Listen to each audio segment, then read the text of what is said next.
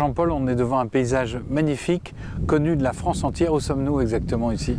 Nous sommes au cœur de la baie de Somme. C'est un endroit vraiment super sympa pour y vivre, pour y passer de belles nuits de hutte à la chasse au gibier d'eau, mais également pour y passer de belles journées de chasse sur les sables. Il y a plusieurs populations qui fréquentent ce site exceptionnel. Il y a des touristes, vous venez de le dire, il y a des chasseurs. Comment est-ce que tout ça s'articule? C'est très compliqué, hein. C'est-à-dire qu'aujourd'hui, l'estuaire de la Somme a pris beaucoup plus de grandeur au niveau du tourisme et qu'aujourd'hui, il faut faire entre le tourisme et donc la chasse, donc c'est pas toujours évident. Aujourd'hui, ce qu'il faudrait, c'est que les oiseaux puissent trouver des espaces un peu plus tranquilles, plus de quiétude sur les strands sablo-vaseux, donc dans les vasières, de façon à ce qu'ils puissent rester un peu plus longtemps dans les estuaires.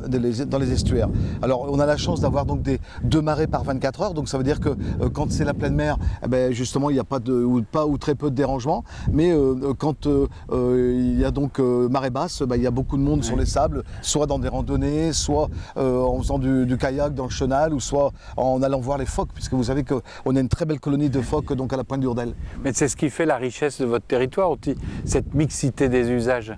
Absolument, c'est-à-dire qu'on arrive aujourd'hui à concevoir et à pouvoir chasser dans des endroits très très fréquentés. Les chasseurs font leur maximum pour éviter la cohabitation, une mauvaise cohabitation, notamment avec les touristes. Et on travaille beaucoup sur cette cohabitation et on fait en sorte de réserver des axes uniquement touristiques et de maintenir cet aspect sauvage comme ça l'est là aujourd'hui. Vous voyez, dans l'estuaire de la Somme, aujourd'hui, très peu de personnes fréquentent l'estuaire parce que c'est quand même très dangereux avec les marées hautes. Alors ici, vous me l'avez dit, c'est une zone de chasse également avec des huttes, un espace qui est concédé.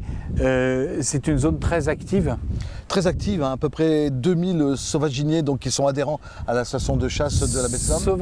Sauvaginiers, donc chasseurs de gibier d'eau, voilà, qui donc sont très passionnés, sont de véritables passionnés. La passion, en règle générale, passe de père en fils, hein, et c'est, si vous préférez, c'est hyper intéressant pour les locaux. Ici, on vit au rythme des migrations, on vit au rythme des vents d'Est, des vents de Nord-Est, et toute la population locale et en pourtour, même littoral, que ce soit la baie d'Authie, la baie de Somme, également le littoral sud de la baie de Somme, vivent au moment des migrations et sont très très, on pourrait dire, passionnés par ces phénomènes migratoires. Cette petite émergence là, qu'est-ce que c'est? Qu'est-ce qui sort d'un bosquet? C'est tout simplement une hutte flottante, c'est-à-dire que c'est une hutte généralement de 9 mètres carrés ou 10 mètres carrés qui est donc installée donc dans un coffre en bois, et là justement on voit à notre droite donc des chasseurs en train de refaire leur coffre, et donc cette hutte monte à la cime des vagues quand il y a des fortes marées et quand les marées sont importantes. Alors là, pour que le sol et que la mare reste propre,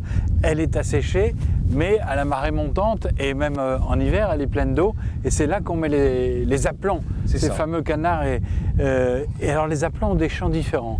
C'est ça, tout à fait. C'est-à-dire que les aplants, c'est en fonction des chasseurs. Il y a des chasseurs qui préfèrent avoir donc beaucoup de bruit, beaucoup de chants dans leur mare, et donc ils mettront plus facilement des chanteuses, hein, des cannes qui n'arrêtent pas de chanter avec des voix différentes, des voix un peu brutales, moins brutales. Il y a des cannes qui sont assez fortes en chant, qui n'arrêtent pas de chanter toute la nuit, alors qu'ils chantent par exemple comme ça, quin, quin, quin, quin, quin, quin, quin, quin. Et quand ils montent un gibier, un oiseau au-dessus de la mare, quin, quin, quin, quin, quin, quin. Et c'est pour le faire venir. C'est pour le faire venir. Alors ça, c'est un peu brutal quand on a affaire à du gibier méfiant, hein, des oiseaux méfiants. C'est moins brutal quand on a affaire à du gibier qui vient d'arriver dans l'estuaire et qui vient d'arriver du nord de l'Europe. Là, c'est plus facile. Et il y a d'autres chasseurs qui ne chassent qu'avec sans chant, on dit sans cri. En baie de Somme, on dit on chasse sans cri. Ça veut dire qu'on ne met que des courcris. Et les courcris, ça n'a rien à voir avec les chanteuses. Vous pouvez me le faire aussi? Bien sûr, les courcris, c'est 2 ou 3 fois. Alors, il y a des courcris qui répètent, des courcris qui sont plutôt stricts, 3 fois. Alors, c'est quin, quin, quin. Quin, quin, quin. Et voilà. Quand il passe un gibier sauvage, ça change un peu. Ça change un petit peu, ça monte un tout petit peu. Alors il y a des courcris qui montent fort et des courcris qui montent moins fort. Voilà. Et il y a des courcris qui répètent toute la nuit. Des genres de courcris de baie, on appelle ça les courcris de baie, qui chantent quin, quin, quin, quin. Quin, quin, quin, quin. Tout ça pour entretenir la mare. Vous êtes très fort. Voilà. Vous êtes très fort. C'est ce qu'on va voir justement dans cette émission Passion Nature. On va se plonger un peu avec les éleveurs d'aplants.